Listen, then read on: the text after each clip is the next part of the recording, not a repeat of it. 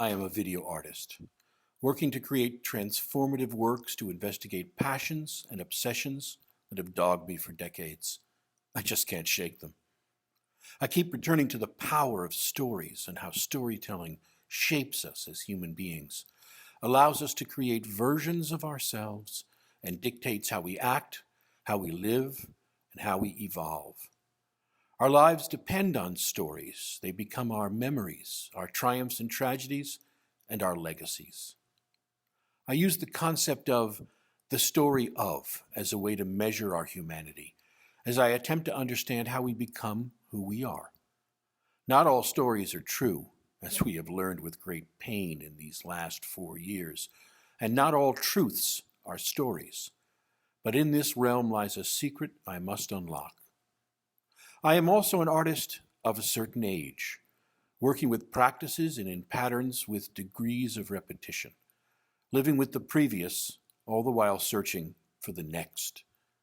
I challenge myself with each new work, reaching outside my comfort zone whenever possible, shifting my gaze from me to not me, exploring a domain of possibilities unknown and wandering down paths not yet taken.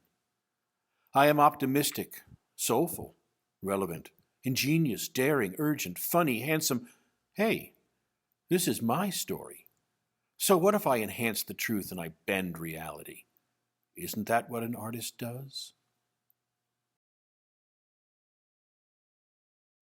In the power of stories are the reasons we write them, tell them, and use them to define ourselves and our lives. Usually there's a point to a story, a reason for the story to be. A story puts complex and hard to understand ideas, concepts, or experiences into neat, digestible form. When stories become a cause, whether religious, social, or political, there lies seduction and danger. For a story out of control is a weapon that can heal or can kill. For years I've been passionate about how concepts of faith and belief are bent by social structures, and how we follow leaders who promise us answers to questions we know cannot be answered. This seems like an obvious lost cause, but people accept that the promise is worth the risk. So off they go.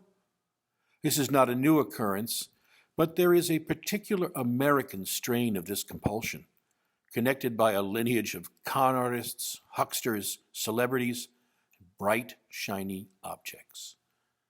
In creating The Friend, I wanted to present a story that is complicated, troubled, and out of control, in the form of a new religion led by an American Messiah who is surrounded by a group of volatile, erratic, and dysfunctional saints.